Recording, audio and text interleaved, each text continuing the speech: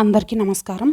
ఈరోజు మీ అందరికీ నేను వినిపించబోయే కథ నటన ఘటన తపన. రచయిత మోచెర్ల అనంత పద్మనాభరావు గారు. ఇక కథలోకి వెళితే, పట్టాభికి కొంచెం ఊపిరాడనట్టుగా ఉంది. ఆయాసంగా ఉందనిపిస్తోంది. చదువుతున్న పేపరు పక్కన పడేసి గుబులుగా కుర్చీలోంచి లేచి గది కిటికీలోంచి బయటకు చూశాడు. అతని దేహస్థితికి అనుగుణంగానే బయట కూడా గుబులుగానే ఉంది. నల్లటి మబ్బులు గుంపులు గుంపులుగా ఆకాశాన్ని ఆక్రమించేశాయి. ఏ క్షణాన్నైనా వరుణుడు విజృంభించేలా ఉన్నాడు. మెల్లగా సోఫాలో వాలి విశ్రాంతి తీసుకున్నాడు. కాసేపటికి కొంచెం సులువుగా అనిపించి గడియారం కేసి చూశాడు. ఉపాహారానికి సమయమయ్యింది. పండరి పిలుపు కోసం ఎదురు చూస్తున్నాడు. కాసేపటికి బయట చినుకల చప్పుడు వినిపించింది. వాన మొదలయ్యింది కాబోలు అనుకున్నాడు. ఇంతలో ట్రింగ్ ట్రింగ్ మంటూ కాలింగ్ బెల్ మోగింది. ఇంత పొద్దున్నే ఎవరబ్బా? కరోనా తర్వాత తమ ఇంటికి రాకపోకలు తగ్గాయి. చుట్టాలు చుట్టుపక్కల వాళ్ళు కూడా రావటం తగ్గించేశారు. మరి ఇప్పుడు వచ్చిందెవరో అనుకుంటూ తలుపు తీశాడు పట్టాభి. తలుపు పూర్తిగా తెరవకుండానే తోసుకొని లోపలికొచ్చేశాడు పురుషోత్తముడు. సారీ మామయ్య, ఒక్క నిమిషం అంటూ అలెగ్జాండర్తో యుద్ధం చేయాలన్నంత హడావుడిగా బాత్రూంలోకి దూరిపోయాడు. ఏమోయ్, మీ వాడు మన ఇంటిపైన దండయాత్ర చేసేశాడు, వంటగదిలో ఉన్న భార్యకు వినిపించేలా గట్టిగా అరిచాడు.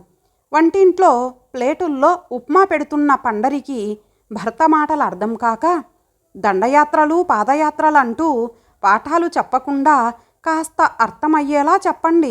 బడిపంతులు కాకపోయినా పాఠాలు మాత్రం బాగానే చెబుతారు వెటకారంగా అంది. వాడేనే నీ మేనల్లుడు శ్రీ శ్రీ పురుషోత్తముడు. వాడా? ఏడి? ఎక్కడా? హాల్లోకొచ్చి కలియ చూస్తూ అడిగింది. ఆపై ఆందోళనగా, వాడసలే త్రిపాద నక్షత్రం. ఈ భాగ్యనగరంలో వాడు తిరగనివాడా, చూడని ఇల్లంటూ ఉండదు. ఈ మధ్య కాశీ గయా అంటూ తీర్థయాత్రలు చేసొచ్చి వెళ్ళిపోయిన కరోనాను వెనక్కి తెచ్చాడు. చావు తప్పి కన్ను లొట్టబోయినట్టయింది. వీడిప్పుడు మన ఇంటికి రావడమేంటండి? మాస్కు లేకుండా తలుపెందుకు తీశారు? ముందు తగిలించుకోండి అంటూ గబగబా ఆయనకొక మాస్కు ఇచ్చి తనొకటి తగిలించుకొని ప్లేట్లల్లో సర్దిన ఉప్మాని మళ్ళీ గిన్నెలో వేసి మూత పెట్టింది. నిమిషమన్నవాడు 10 నిమిషాలయ్యింది ఆ బాత్రూంలోంచి బయటకు రాలేదు. ఇంతకీ వీడెందుకొచ్చినట్టో అన్నాడు పట్టాభి. ఇంకేముంటుంది, మీ రక్తాన్ని పిండుకోవడానికే అయ్యుంటుంది. ఇప్పటికీ 3-4 సార్లు రుచి చూపించారు. ఇక కుదరదని చెప్పేయండి. ఇప్పుడు మీరో అరిగిపోయిన సబ్బు బిల్ల. 62 మీకు, అది మర్చిపోకండి. ఇంకా టింగురంగా అంటూ తిరగక్కర్లేదు. కాస్త ఇంటి పట్టు నుండి విశ్రాంతి తీసుకోండి అని పండరి అంటున్నా విననట్టు నటించాడు పట్టాభి. హమ్మయ్యా, కడుపులో గడబిడబోయింది. చెమటలు పట్టిన మొహాన్ని తుడుచుకుంటూ వచ్చాడు పురుషోత్తముడు. ఏమిట్రా, మళ్ళీ రక్తానికేనా? ఈసారి మీ మామయ్య గారు రారు. ఆయన్ను చూడు, రక్తం లేనట్టు ఎలా పాలిపోయారో తెల్లగా. ఇక ఇబ్బంది పెట్టకు. అయినా అలా వస్తావు, ఇలా బాత్రూంలో దొరతావు. మా ఇంటికి వచ్చినప్పుడే నీకు కడుపులో గడబిడ మొదలవుతుందా? ఇక్కడికొచ్చే ముందు ఏం తిని వస్తున్నావేంటి? ముందా మాస్కు పెట్టుకో ఆందోళనగా మేనల్లుడితో అంది. అదేం కాదత్తయ్యా, మామయ్యతో కొంచెం పనుంది, అదే ఓ 50,000. ఓహో, రక్తం పిండుకోవడానికి కాదు, ఏకంగా పీల్చడానికే వచ్చాడన్నమాట. పండ్లు పటపటలాడించింది పండరి. ఒరే పురు, అంటే అన్నానని కాదు కానీ నీకు పెళ్ళయింది, పిల్లలున్నారు, వయస్సా 40 దాటింది. ఇప్పటికీ స్థిరపడకపోతే ఎలా? ఎన్నాళ్ళు ఈ ఇన్సూరెన్సులు, రియల్ ఎస్టేట్లు, రక్తదానాలు, పరోపకారాలంటూ తిరుగుతావు? రిటైర్ అయ్యాక మీ మామయ్యకొచ్చిన సొమ్ము పైన వచ్చే వడ్డీతో పిల్లల మీద ఆధారపడకుండా బండి లాగిస్తున్నాం. నువ్విలా వేలకాని వేల వచ్చి 1,000 లక్షలు అడిగితే ఎలా?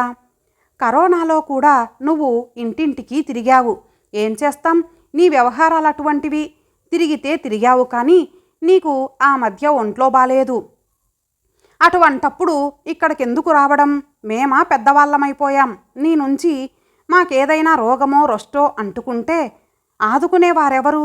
కాస్త నిష్ఠూరంగానే అంది. అయ్యయ్యో అత్తయ్యా, ఆ డబ్బు నా కోసం కాదు. అది మీ హెల్త్ ఇన్సూరెన్స్ పాలసీ గడువైపోతోంది. అది సమయానికి రెన్యువల్ చేయించకపోతే పనికిరాదు. అది సంగతి. నేనెప్పుడైనా మామయ్య దగ్గర డబ్బు తీసుకున్నానా? నీకు తెలీదా? నాన్న పోయిన దగ్గర నుంచి చూస్తున్నావుగా. నా తంటాలేవో నేనే పడుతున్నా. ఎవరిని చేయి చాచి పైసా కూడా అడగలేదు. ఇక రక్తదానం, పరోపకారం అంటావా? ఆ రెండు నాన్న ఇచ్చిన వరాలు. నాన్న లేడు కదా అని వాటిని వదులుకోలేను. ఇక ఆ పాజిటివ్ కరోనా వ్యాధి ఈ బి పాజిటివ్ గాన్ని ఏమీ చెయ్యదు. మావయ్యను కూడా ఏం చెయ్యదు. ఎందుకంటే ఆయన రక్తం కూడా బి పాజిటివే కదా. అంతేకాదు, పరోపకారం చేయడంలో మామయ్య తర్వాతే ఎవరైనా. ఇక రక్తం సంగతి అంటావా? అవసరం పడినప్పుడు ఆస్పత్రి వాళ్ళే ఫోన్ చేస్తారు. నీకు తెలియని విషయమేమిటంటే ఎవరైనా సరే 65 వచ్చే వరకు రక్తదానం చెయ్యవచ్చు. అందుకని నువ్వేం గాబరా పడద్దు అని మామయ్య ఇన్సూరెన్స్ కంపెనీకి ఓ 50,000 చెక్ ఇచ్చి ఈ పేపర్లపైన సంతకాలు చేసి ఇవ్వండి. మిగతాదంతా నేను చూసుకుంటా అన్నాడు పట్టాభితో. సర్లే, కబుర్లు చెప్పడంలో నీ తర్వాతే ఎవరైనా. ఆ ఇన్సూరెన్స్ విషయాలు తర్వాత కానీ నీ ఆరోగ్యం సరిగ్గా చూసుకో. మీ మామయ్యలాగే నువ్వు కూడా నీరసంగా కనిపిస్తున్నావు. ఇక రక్తదానాలు తగ్గించు. కాస్త ఉప్మా తిందువు కానీ రా, వేడివేడిగా ఉంది అంటూ వంటింట్లోకి వెళ్ళింది పండరి. నా టిఫిన్ అయిపోయిందత్తయ్యా. నేనింకా చాలా చోట్లకెళ్ళాలి. మళ్ళీ హాస్పిటల్కి కూడా వెళ్ళాలి అంటూ చెక్కు తీసుకొని వెళ్ళిపోయాడు పురుషోత్తముడు. ఎందుకే వాడిని అలా ఆడిపోసుకున్నావు? వాడెప్పుడూ నన్ను డబ్బు అడగనే లేదు. అది నీకు తెలిసి కూడా అంత మాట అనేశావు. పాపం నొచ్చుకుంటాడు. ఆ ఇన్సూరెన్సులు, హాస్పిటల్ వ్యవహారాలు వాడు చూసుకోబట్టి నీ మోకాలి ఆపరేషన్ సవ్యంగా జరిగిందా లేదా? హెల్త్ ఇన్సూరెన్సు గడువైపోతోందన్న సంగతి నేను మర్చిపోయాను. వాడు గుర్తుపెట్టుకొని మరీ వచ్చాడు. వాడు పేరుకు తగ్గట్టు పురుషోత్తముడే. అత్యవసరాలలో ఎంతమందికి రక్తదానం చేశాడు? మీ అన్నయ్యకి ఆ మాయదారి జబ్బేదో వస్తే 20 ఏండ్లవాడు రక్తం ఇవ్వడమే కాకుండా నాకెంతో ధైర్యం చెప్పి నా చేత కూడా ఇప్పించాడు. అలా 3-4 సార్లు నా చేత రక్తదానం చేయించి పుణ్యం వచ్చేలా చేశాడు. కరోనా రోజుల్లోనూ ఇప్పుడూనూ మన మంచి చెడ్డలు చూసింది, చూస్తోంది వాడేగా అన్నాడు పట్టాభి. 2 ఏండ్ల పాటు ఆ మహమ్మారి మనుషుల్ని దూరం చేసింది. మనసుల్ని భయంలో బంధించేసింది. బతుకు భయం నా చేత అలా మాట్లాడించిందేమో. వాడి మనసు కష్టపెట్టాను. వెర్రి వెధవ. చిన్నతనంలోనే తండ్రి పోయినా నలుగురున్న సంసారాన్ని గుట్టుచప్పుడు కాకుండా లాక్కొస్తున్నాడు. ఏమిటో మన ప్రమేయం లేకుండా కొన్ని అలా జరిగిపోతాయేమో. దూరం పెట్టాల్సింది వ్యాధిని కానీ మనుషుల్ని కాదని ఎప్పుడు తెలుస్తుందో నాలాంటి వాళ్లకు. లేవండి, ఆ ఉప్మా కాస్త నోట్లో వేసుకుందాం. ఈ పాటికి అది చల్లారిపోయి ఉంటుంది. పశ్చాత్తాపం ముంచుకొచ్చింది పండరికి. కొన్ని రోజులు గడిచాయి. ఒకరోజు మా సేవా సమితి నుంచి ఫోన్ వచ్చిందోయ్. అర్జెంటుగా ఎవరికో బి పాజిటివ్ రక్తం కావాలట. నన్ను హాస్పిటల్కి రమ్మన్నారు. పురుషోత్తముడు అక్కడే ఉన్నాడట పండరికి చెప్పాడు పట్టాభి. మళ్ళీ రక్తదానమా? వీల్లేదు. ఈ వయసులో రక్తదానాలంటూ ఆస్పత్రుల చుట్టూ తిరగడం మంచిది కాదు. తర్వాత మీ ఇష్టం.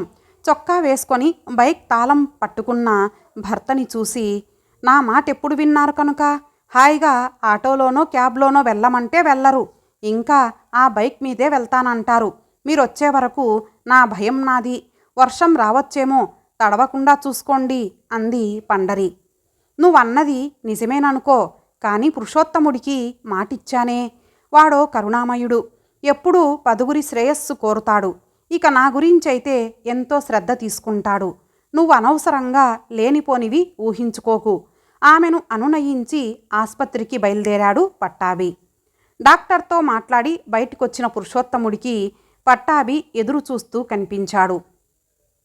మామయ్య, నేను ఇంటికి వచ్చినప్పుడల్లా అత్తయ్యకి మొహం చూపించలేక కడుపులో గడబిడ అంటూ బాత్రూంలో దూరి సంబాలించుకురావటం నా వల్ల కావడం లేదు.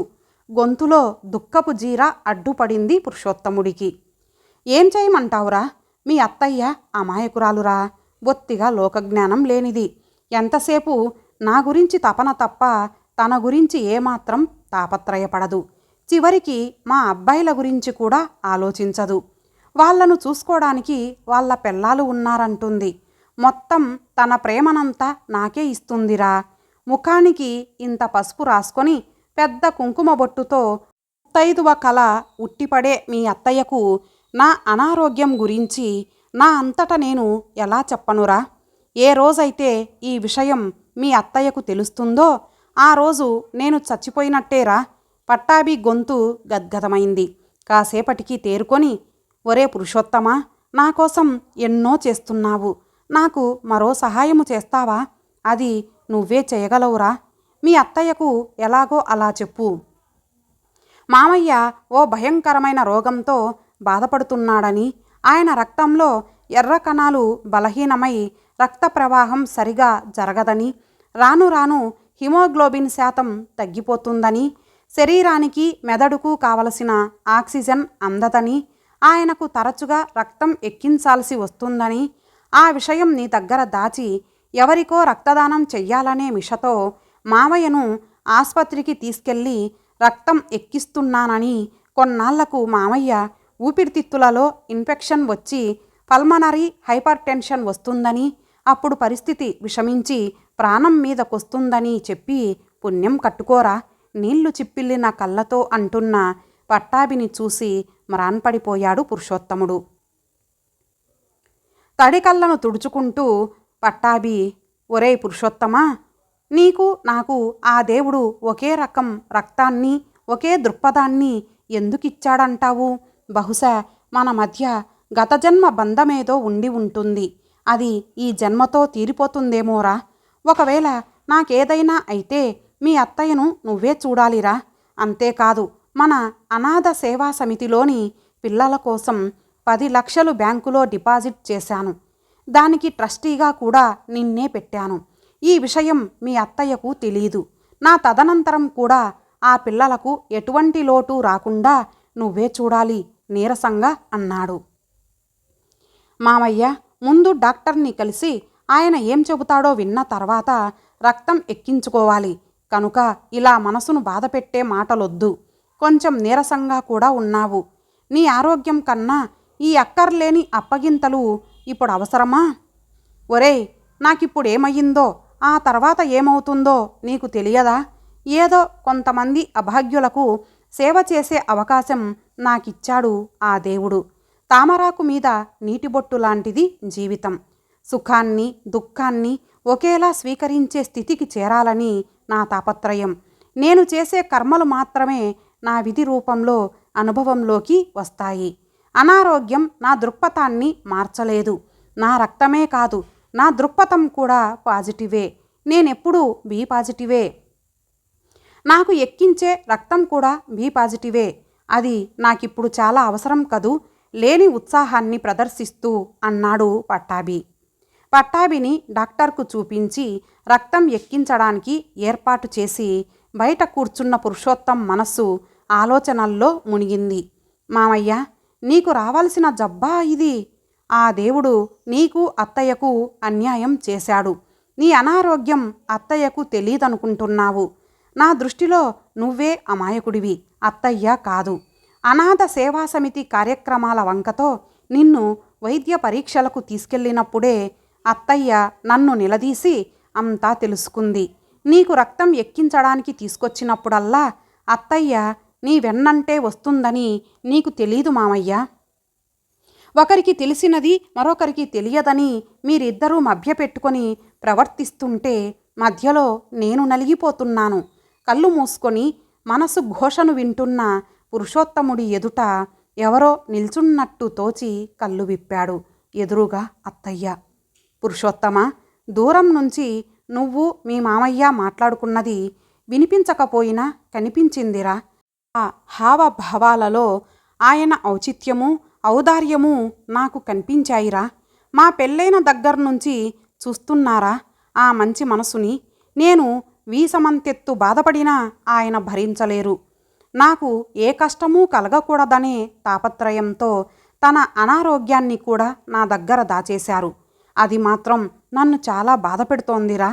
నేను ఆయనలో సగమేగా, మరి నా దగ్గర దాపరికమెందుకు?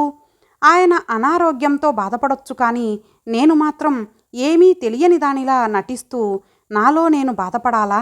ఇది భావ్యమేనా? భార్యాభర్తల మధ్య వియోగం ఎంత బాధాకరమో ఆయనకు కాస్త చెప్పకూడదట్రా. పోనీలే, ఆయనకేదనిపిస్తే అదే చేసి తృప్తిపడని. నువ్వు మాత్రం ఆయన చేసే పనుల్లో పూర్తి సహకారాన్ని అందించు. ఆయన ఆనందమే నాకు కావలసింది. ఆయనేం చేయదలుచుకున్నా నేను అడ్డు చెబుతున్నట్టు నటిస్తా, సరేనా? ఆయన జాగ్రత్త. వడివడిగా వెళ్ళిపోయింది పండరి. నరుడి బ్రతుకు నటన, ఈశ్వరుడి తలపు ఘటన. ఆ రెంటి నట్టనడుమ నీకెందుకింత తపన? ఎక్కడ్నుంచో పాట వినిపిస్తోంది. ఈశ్వరుడి తలపుకు తలవంచని మనోనిబ్బరాన్ని తనువంతా నింపుకున్న ఆ స్త్రీమూర్తి తపనకు చేతులు జోడించాడు పురుషోత్తముడు. ఇంతటితో ఈ కథ సమాప్తం. మరలా ఒక మంచి కథతో కలుద్దాం. అంతవరకు సెలవు. నమస్తే.